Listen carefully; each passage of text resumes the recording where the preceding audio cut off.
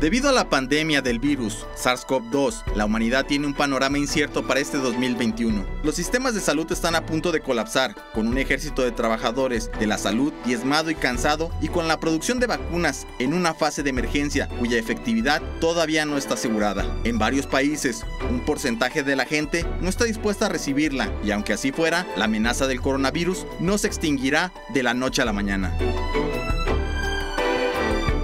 El 2020 nos dejó una herencia terrible con este tema de la pandemia que continúa activa, y vamos a revisar cuál es el panorama complejo que nos ofrece este 2021. Saludo con mucho gusto a nuestros invitados.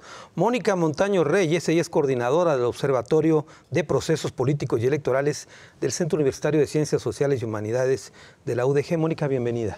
Gracias. Héctor Raúl Pérez Gómez, infectólogo, integrante de la Sala Situacional de la UDG. Buen amigo. Héctor, bienvenido. Carlos, muchísimas gracias por la invitación.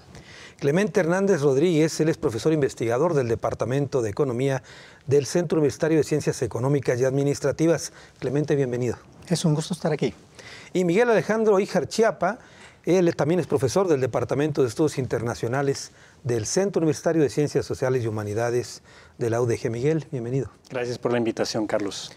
Bueno, Mónica, hay un panorama complejo para este 2021. México además tiene elecciones.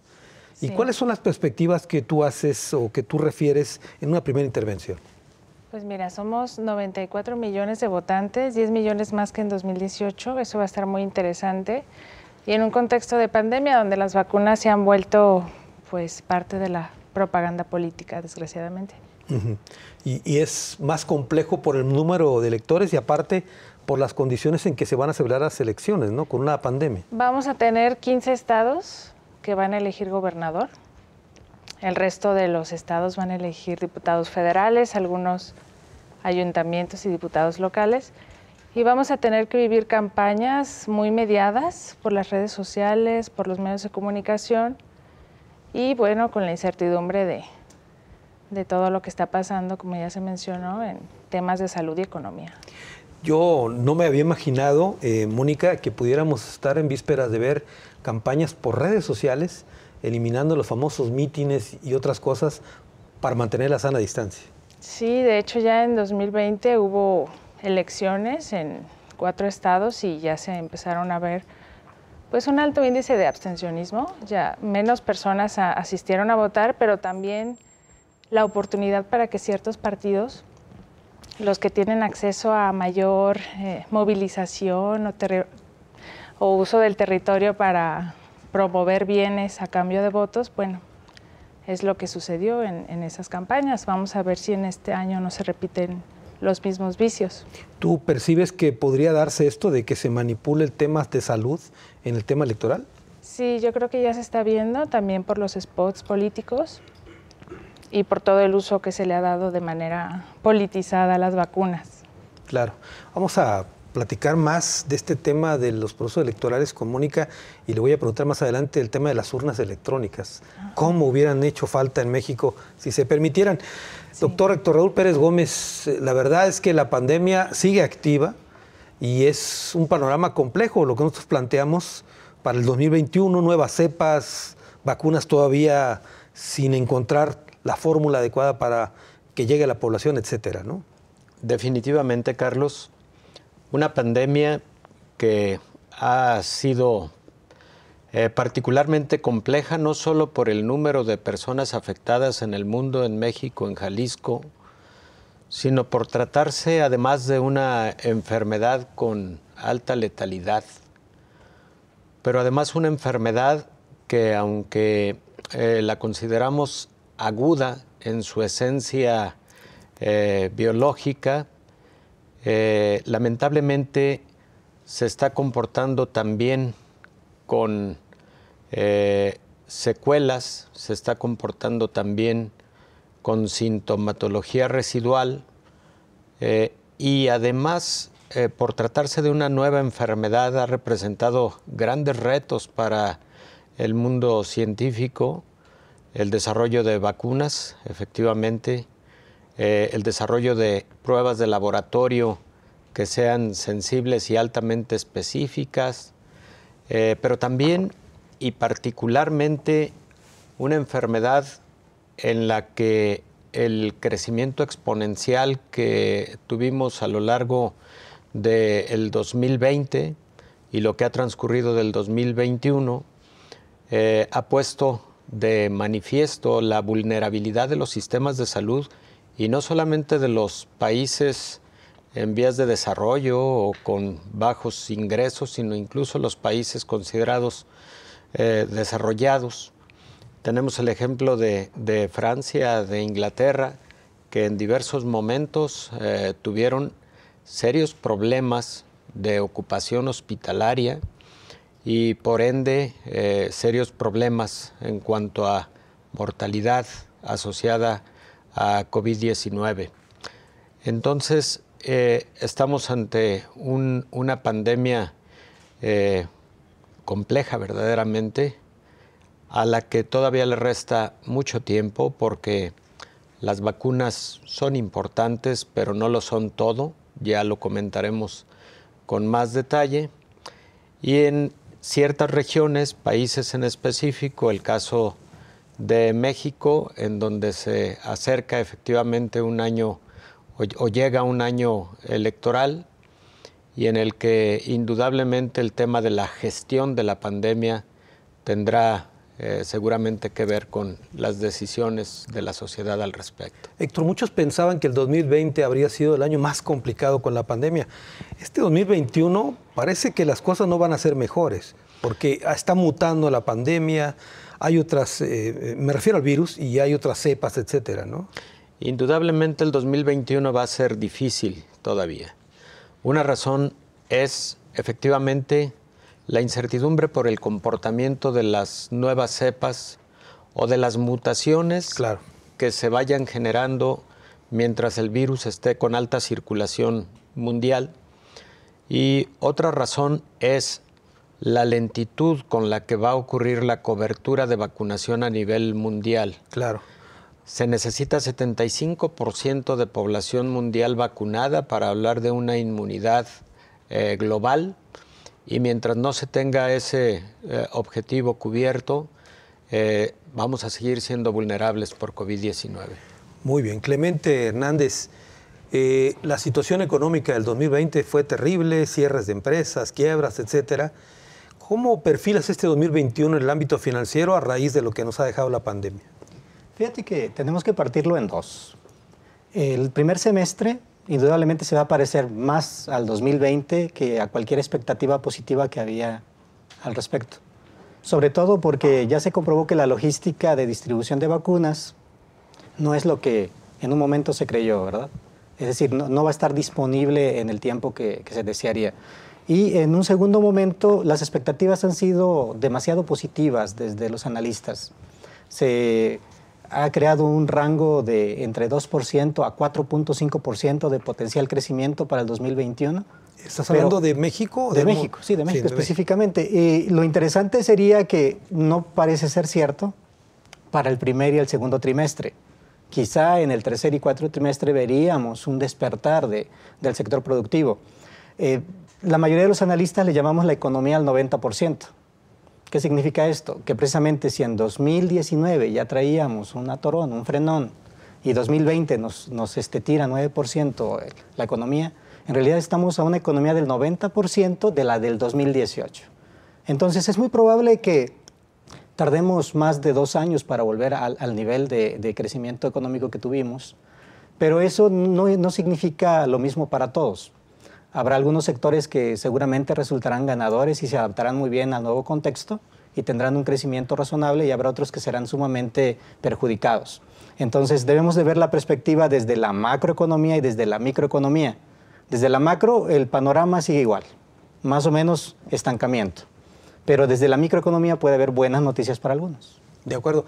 ¿Hubo en esta situación que vimos en 2020 desde el punto de vista financiero regiones o países que salieron bien librados, o fue un asunto global? Es que es lo curioso. El caso más claro es Asia. Asia salió bien librada en lo general. Específicamente China. China tuvo un crecimiento positivo en el 2020. Y de ahí nació el COVID, ¿no? Curiosamente, el único perjuicio para ellos fue el primer trimestre del 2020. De ahí en adelante levantaron. ¿Por qué? Porque ellos reconvirtieron su industria a insumos médicos. De allá vienen las caretas, de allá vienen muchos de los químicos que se necesitan para vacunas y para medicamento. Entonces, ellos reconvirtieron su industria y no perdieron la dinámica. Entonces, tuvieron un crecimiento del 7% en el tercer trimestre del 2020 que les permitió llegar a un crecimiento positivo. Claro. Miguel Alejandro Ijar-Chiapar, ¿cómo comienza el 2021? Entiendo que la pandemia afectó la geopolítica que le llaman a nivel internacional. ¿Tú cómo lo perfilas? Bueno, creo que hay muchas complejidades en este escenario. Primero que nada hay que tomar en cuenta el cambio de administración en Estados Unidos, que sin duda alguna es el evento más importante en la política internacional. Sin duda alguna la posición que va a tener Estados Unidos con respecto a la pandemia va a seguir cambiando con respecto a la administración Trump. El presidente Biden desde los primeros días comenzó a tomar medidas diferentes, a tomar medidas más contundentes y a buscar, por supuesto, que en Estados Unidos se pueda llegar a un nivel de control mayor que el que se había tenido, que realmente había sido muy poco efectivo. También veremos cómo muchos de los países que salieron bien librados pues tienen una mejor posición a nivel global en las discusiones de la política internacional. China, por supuesto, ha salido bien librada de las pruebas y por tanto va a poder tener un poco más de influencia. Sin embargo, también China sale con muchas críticas del 2020 e incluso hubo muchos llamados de parte de varios países como Australia, como Nueva Zelanda, como la Unión Europea, que llamaron a una investigación independiente sobre las causas de la pandemia, sobre cómo se manejó la pandemia inicialmente en China, y esto llevó a muchas fricciones, principalmente entre Occidente y China, pero también con otros de sus vecinos de la región, como Vietnam, como Indonesia, que cuestionaron mucho también el manejo que dio Xi Jinping y el gobierno chino en general de esta situación. Entonces, creo que la pandemia seguirá siendo un punto importante en la agenda global que seguirá marcando la tendencia de la rivalidad entre China y Estados Unidos y también de las relaciones de otros países con estas dos grandes potencias. ¿Dirías tú que este tema de la pandemia trajo por lo menos una especie de pausa en las distintas regiones del mundo, los conflictos ancestrales, en Irán y en otras regiones que están peleados, etcétera? No realmente. Incluso en el 2020 pudimos ver cómo se revivieron las tensiones entre China y la otra gran potencia en ascenso que empieza también a rivalizar un poco, que es la India, que por ejemplo, su disputa territorial ya de décadas se volvió a encender con una trifulca entre soldados de ambas partes que terminó con la muerte de varios soldados. También vimos cómo Irán siguió teniendo tensiones con varios países. Vimos también como Estados Unidos, como el presidente Trump siguió inflamando las tensiones con Irán, con China, con y Rusia. Rusia, ¿no? Exactamente. Entonces, realmente los conflictos, si bien hay dinámicas que se han frenado, yo creo que la pandemia no ha logrado que se acaben y por el contrario, en algunos casos propició que las tensiones siguieran aumentando. Claro, digamos que siguieron los pleitos, aunque ahora con cubreboca. Así es. Bueno, voy a una pausa, regreso con más de este tema.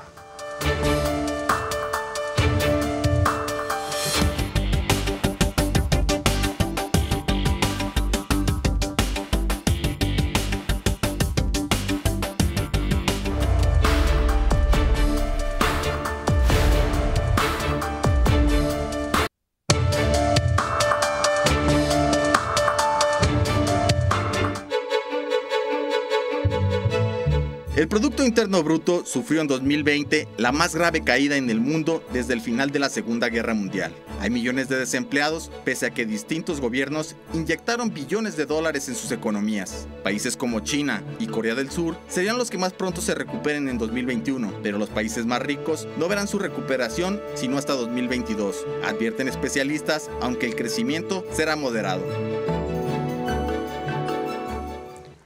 Panorama incierto para este 2021, el tema que abordamos en esta ocasión aquí en Ruta 44. Le decía hace un momento a Mónica Montaño, coordinadora del Observatorio de Procesos Políticos y Electorales, que el tema de las urnas electrónicas hubiera sido extraordinario en estos tiempos de pandemia. Mónica. Sí, hay muchos temas que se fueron dejando de lado con la emergencia sanitaria. Claro.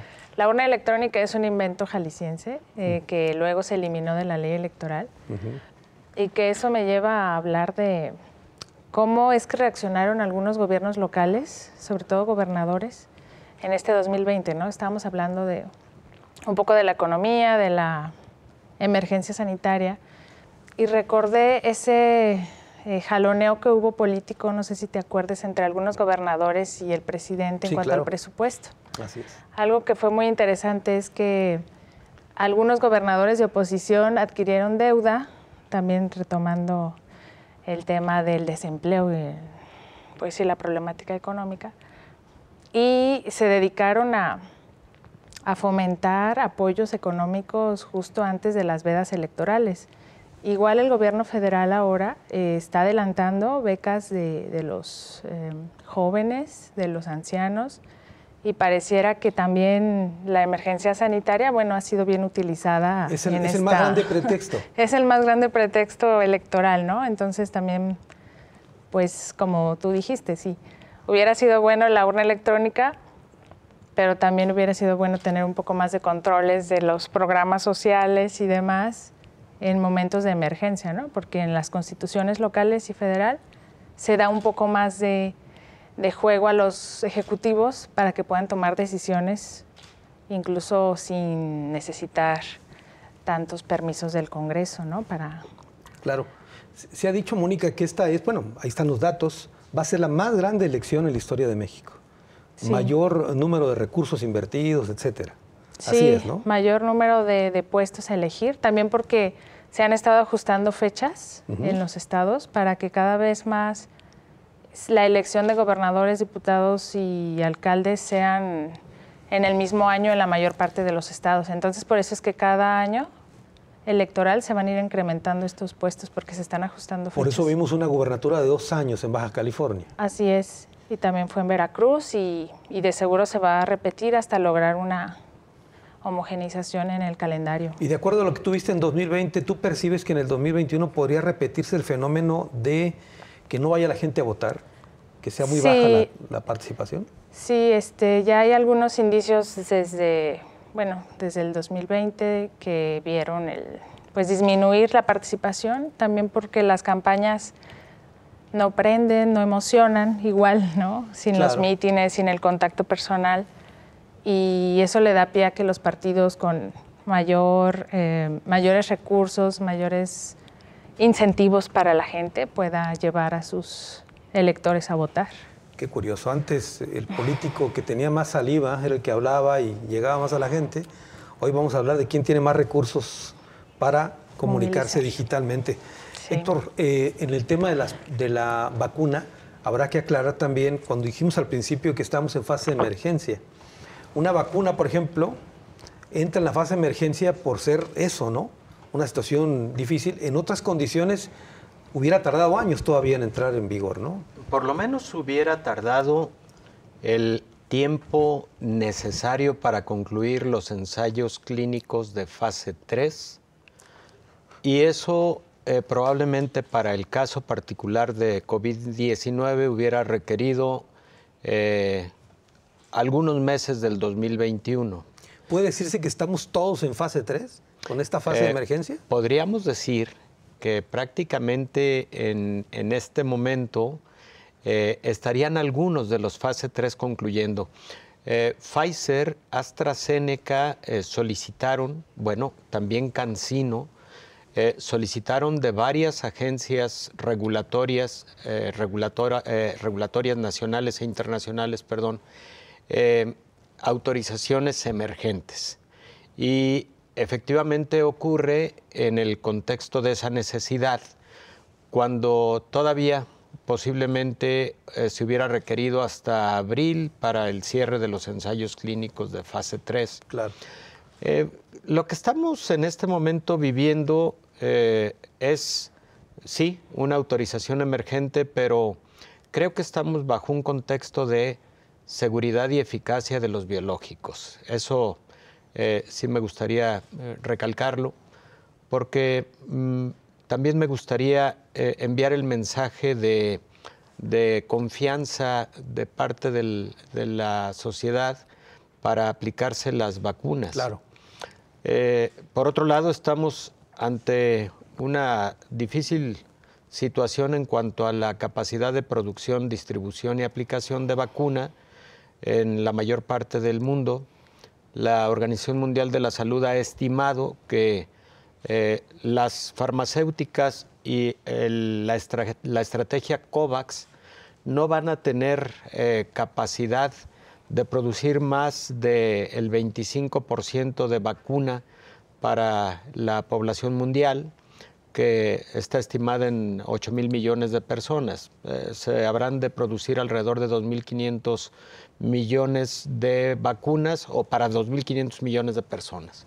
Recordemos que varias de ellas, la mayor parte son de 2 dosis, ¿no?, de vacuna. Entonces, estamos ante esa situación y posiblemente eso es lo que está en este momento en la mayor parte de países llevando a una lentitud en la aplicación de la vacuna. Creo que hay 2 grandes excepciones. Estados Unidos, que estima va a lograr vacunar aproximadamente a el 50% de su población durante el 2021 o incluso para agosto del 2021, corrijo. Y el caso de Israel, que ya ha alcanzado a vacunar al 50% de su población. Habrá que decir que es muy poca la población comparado a un escenario y otro, ¿no? Estados Unidos más de 300 millones, Israel creo que son 15 millones, algo así. Es 15 millones aproximadamente, es correcto. Pero esa va a ser una situación difícil para este 2021. Y como antes comenté, la historia de las vacunas nos marca que logras un 80% de vacunación de la población global o no logras el objetivo de tener una inmunidad que dé cobertura a todo mundo. Claro. Clemente, ¿cómo congeniar este tema del confinamiento, por ejemplo, por un tema de salud, y la reapertura y la reactivación económica, que tanto ha sido motivo de polémica? Cierras para cuidar la salud, pero después se cae la economía. ¿Cómo hacer esto? Creo que el problema ha sido que hemos utilizado medidas medievales para enfrentar una pandemia. Me refiero a ejemplos que han sido exitosos, como el caso de Taiwán y Corea del Sur, donde utilizando tecnología no necesitas confinar a toda la población, sino puedes focalizar a quienes vas a tratar de aislar. Se llama, de hecho, cerco electrónico. O sea, puedes poner un cerco electrónico, o sea, no tienes por qué parar la producción, pero sí tienes que focalizar a quienes sí tienes que sacar de circulación.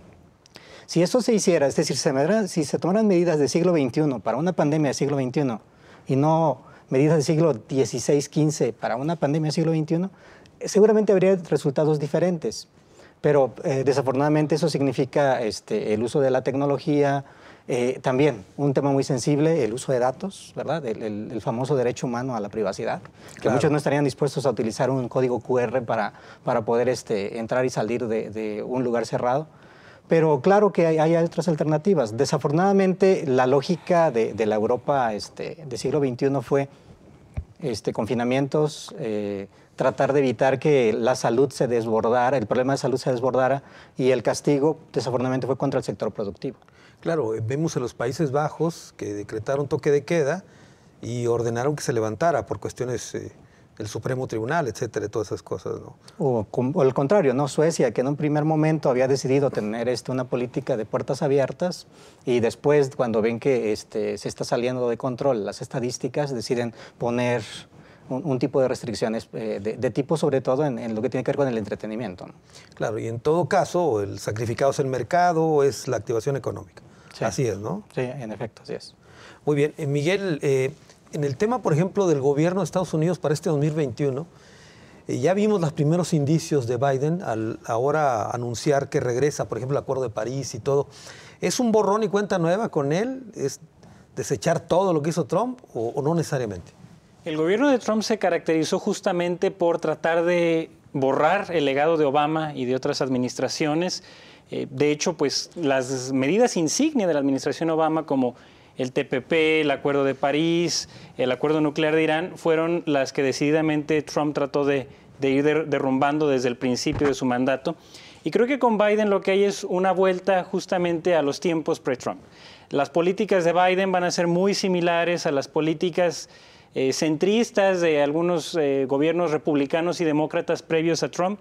Trump, sin duda alguna, fue una especie de aberración, digamos, del establishment político estadounidense.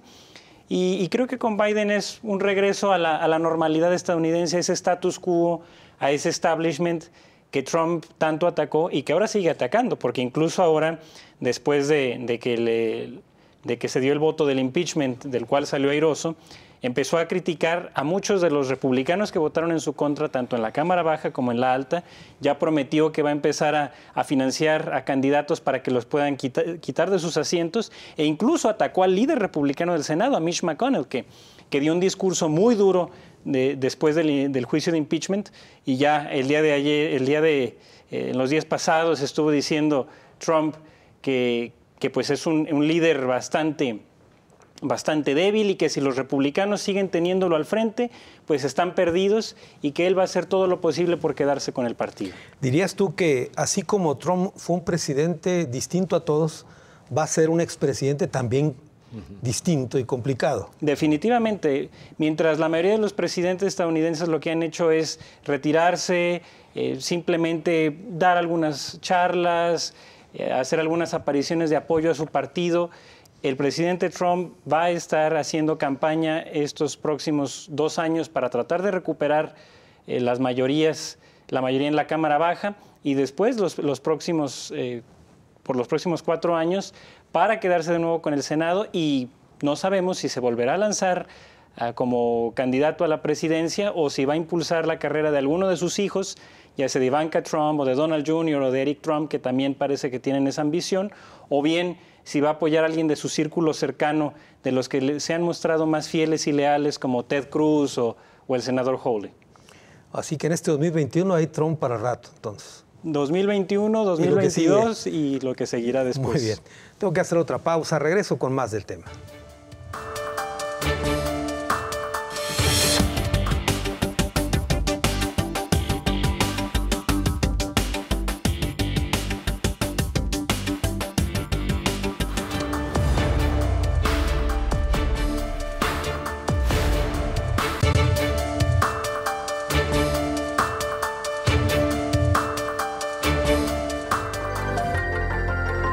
Con la renovación de 15 gubernaturas, 500 diputados federales, 30 congresos locales y 1.900 ayuntamientos, México vivirá en 2021 unas intensas elecciones. Será el más grande proceso electoral de la historia, ya que en 2018 había 90 millones y esta vez serán 95 millones registrados en el padrón electoral. Uno de los más graves retos que enfrentarán las autoridades electorales será llevar a cabo el proceso con una mortal pandemia que afecta a todo el país. Efectivamente, es lo que hemos estado comentando con Mónica Montaño, las complejidades que va a tener este proceso electoral. No me puedo imaginar, las casillas abren a tal hora, ya está la gente formada, etcétera, la distancia. Va a ser un asunto realmente titánico, ¿no? Poder entender todo eso. Sí, ya se vio en 2020 todas las medidas de seguridad que se debieron seguir en las casillas. Si ya es difícil que las personas quieran esperar, quieran hacer fila en elecciones normales, esta vez yo creo que va a ser titánico. Va a ser muy complejo. Sí. Y el proceso electoral, como ya hemos dicho, las campañas van a ser vía internet, van a ser en redes sociales. Sí. Ahorita que mencionaban el número de electores en la lista nominal, hay un dato muy interesante. Hay 3 millones de votantes de 18 y 19 años. Esos chicos, en las teorías del comportamiento electoral, ya se incluyen en una generación nueva, la generación Z, que está muy metida en las redes de Instagram, sobre todo, y en TikTok. Y luego tenemos 40 millones de votantes que están entre los 20 y 39, que serían los millennials, que se encuentran mucho en Facebook, y los baby boomers, que son los mayores la generación X me faltaba, 40 años hasta los 60 y mayores de 60. Digamos que todos los rangos de edad que actualmente tenemos en lista nominal tienen una gran presencia en redes sociales. Quizás son diferentes porque los mayores de 55 están más en Facebook, mientras que entre más jóvenes están en otras redes más nuevas. Entonces, los candidatos van a tener que pensar nuevas formas de hacer sus campañas, no solo ya en los tradicionales canales que ya se tienen, sino también en estas nuevas redes y estas nuevas maneras que tienen los centennials de entender la política. Dices tú entonces, Mónica, que vamos a estar viendo candidatos en TikTok haciendo sus producciones. Sí, si quieren ganar el voto de los más jóvenes, sí. En Instagram y en estas otras redes sociales, ¿no? Sobre todo cada vez más enfocados al video, más enfocado a la comunicación horizontal. Ya se terminó en gran medida esta imagen del político vertical que le habla a las masas, ¿no? Cada vez los electores buscan más un diálogo con los candidatos. Y si en el pasado nos quejábamos del bombardeo en los medios de comunicación, de muchos spots, etcétera, pues en este año va a ser peor todavía. Sí, van a haber todavía muchos más y en las redes sociales.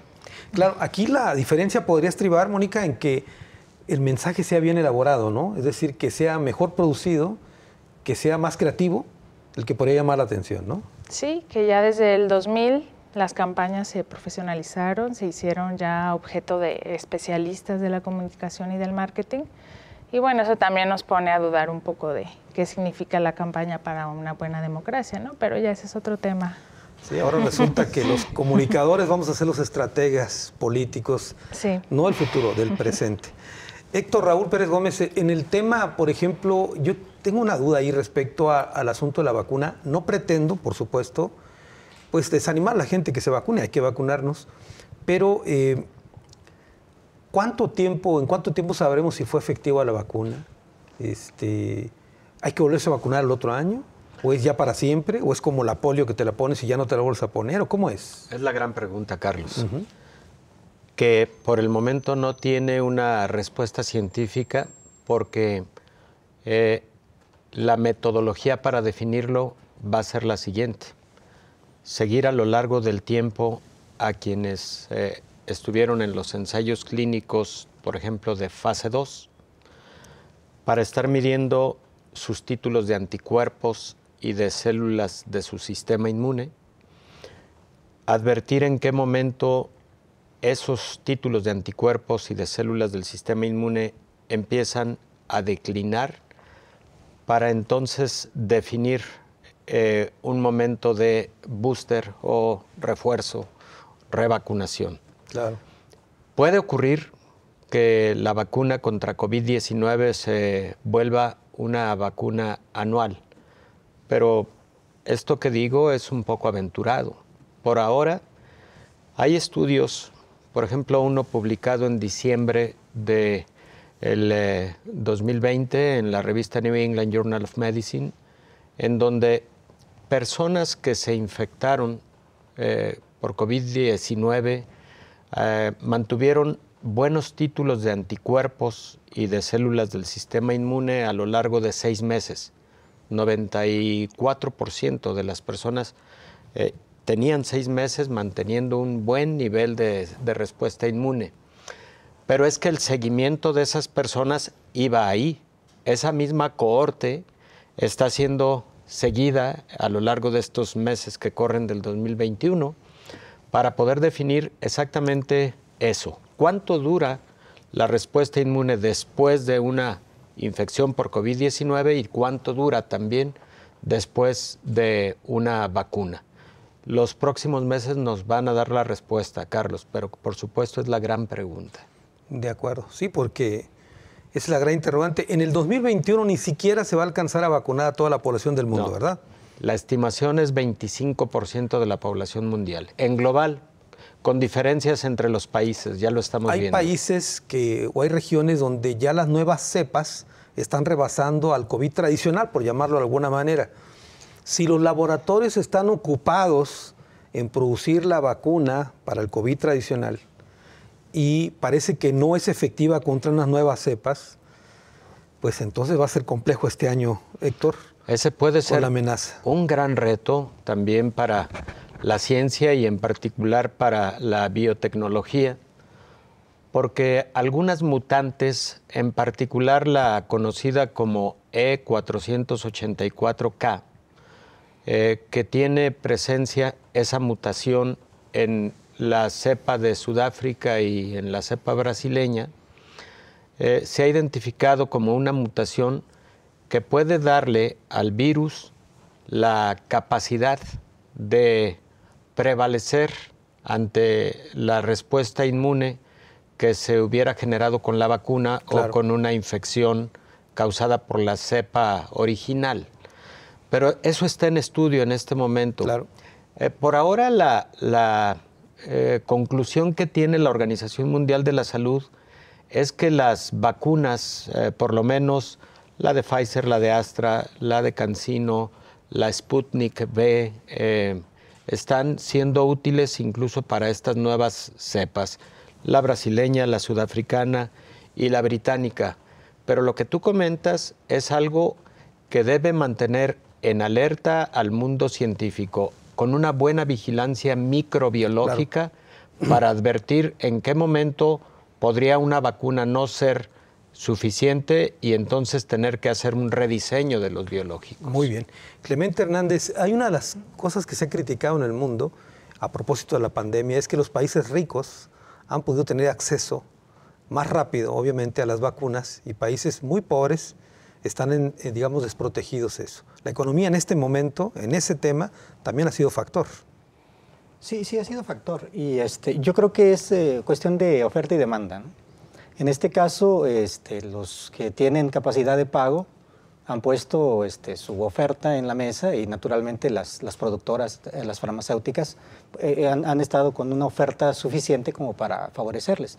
A tal grado que la discusión en este momento es si Europa Oriental va a poder favorecerse de la producción que se está dando en la Europa Occidental, o si Alemania va a preferir primero terminar de vacunar a la población de su propio país y de las regiones colindantes antes que distribuir la vacuna. Claro, hay un sinfín de impactos, y por eso precisamente este programa de Naciones Unidas, que desafortunadamente todavía no queda claro cuáles van a ser sus alcances, de tratar de hacer un poco más democrático el acceso a la vacuna de parte de países o regiones de poco ingreso.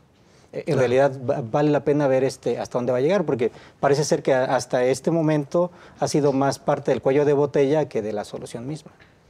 De acuerdo. Miguel, el tema de las cuestiones regionales. Por ejemplo, en tiempos de pandemia, ¿qué tal ha funcionado los bloques? Quiero preguntarte, por ejemplo, Europa. ¿Han actuado en bloque? ¿Han juntado economías para hacer frente a conseguir vacunas, apoyar con bolsas económicas a su región? Y hay regiones como el Brexit, quiero pensar, ¿no?, en Londres, que han tenido que rascarse con sus propias uñas. ¿Qué tanto ha funcionado esto? Bueno, en el caso muy particular de la Unión Europea, por las mismas características de institucionalización que tienen, sí se hicieron esfuerzos conjuntos, se buscó también crear fondos para poder apoyar a las economías europeas en medio de esta situación, que tuvieron muchos retos y los obstáculos, sobre todo de aquellos que siempre están en contra de las medidas del establishment europeo y de la Comisión Europea, y en este caso particularmente del eje entre Francia y Alemania, como son algunos de los países de Europa Oriental, o la misma Italia, que sigue en crisis política y seguirá en crisis política por un buen tiempo. Está en su naturaleza, ¿no? Sí, así es. Entonces, pero ha habido un poco más de esfuerzo, el euroescepticismo se ha dejado un poco de lado, esta lucha contra las instituciones europeas, porque han tenido que hacerlo y porque necesitan muchos países de estas ayudas que vienen de Bruselas para poder hacer frente a la pandemia. En otros esquemas regionales podemos pensar el caso de ASEAN, en el sudeste asiático. También ha habido esfuerzos conjuntos, y también ahí la experiencia que ya tenían los países asiáticos desde la epidemia, por ejemplo, del SARS, les ha permitido tener una respuesta un poco más contundente. Y también han tratado de reforzar los mecanismos de cooperación económica, aparte de ASEAN, los otros acuerdos que existen. También se buscó también ya darle hacia adelante con el RCEP, que incluye ASEAN, Australia, Nueva Zelanda, China, Corea del Sur y Japón.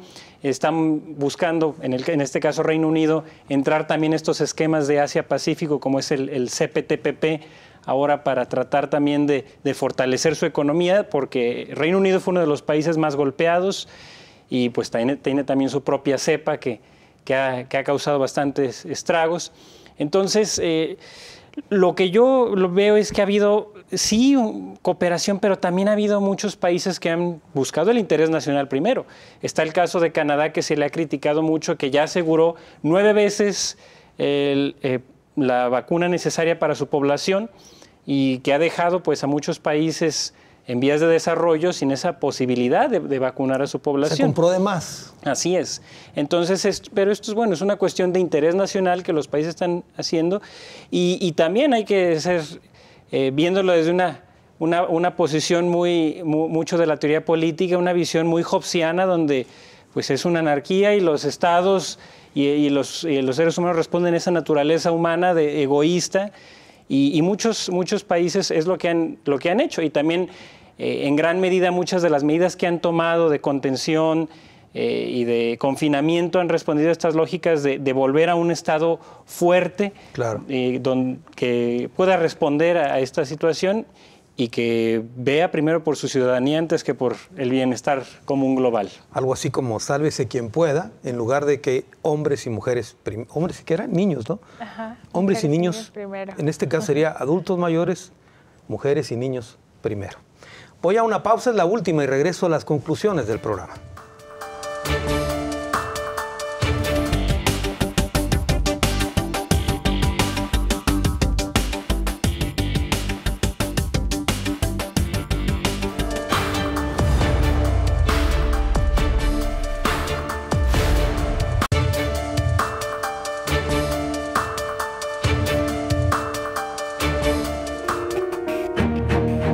El relevo del gobierno de Estados Unidos quedó marcado por el asalto al Capitolio derivado de la actitud del presidente Donald Trump de aceptar su derrota. La nueva administración con Joe Biden no cambiará, sin embargo, las principales preocupaciones del país, como significan enfrentar la pandemia del coronavirus y recuperar la economía afectada por la pandemia. Sin embargo, se avecina un cambio de rumbo en materia climática, enmendar relaciones con Europa y tal vez un nuevo pacto nuclear con Irán. Estamos llegando a la parte final del programa y vamos a las conclusiones del mismo. Comienzo contigo, Mónica.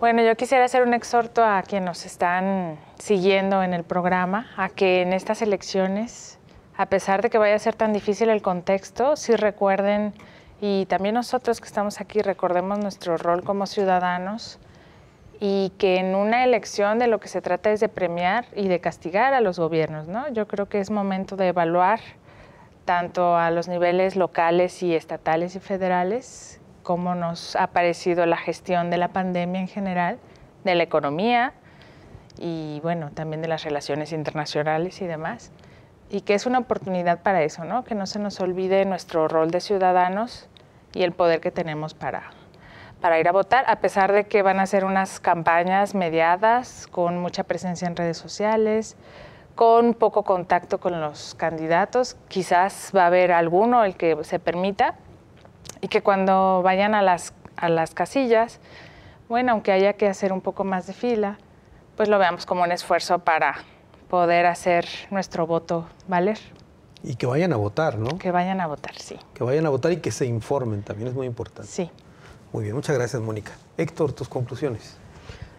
Que vayan a votar, que se protejan muy bien, que no pierdan de vista las medidas sanitarias para evitar COVID-19, porque en estos momentos, con prácticamente 110 millones de personas que han enfermado en el mundo y casi 2,5 millones de personas que han perdido la vida a lo largo de esta pandemia, aún con las consideraciones de que pueden ser cifras con alguna subestimación, esta pandemia todavía tiene lamentablemente un camino por recorrer durante el 2021, en virtud de varios aspectos. Primero, Las estimaciones de la Organización Mundial de la Salud son que solamente va a alcanzar a vacunarse al 25% de la población mundial durante el 2021. Segundo, una vez vacunada una persona todavía tiene 30 días de vulnerabilidad, que es lo que tarda la respuesta inmune.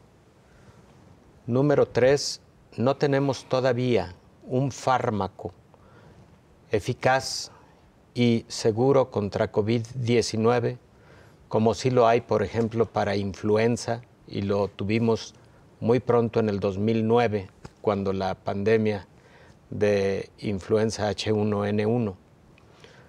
Pero además de todo lo anterior, estamos enfrentando nuevas cepas, y estos virus, particularmente los de tipo RNA, como COVID, como el virus SARS-CoV-2, generan mutaciones con mucha frecuencia.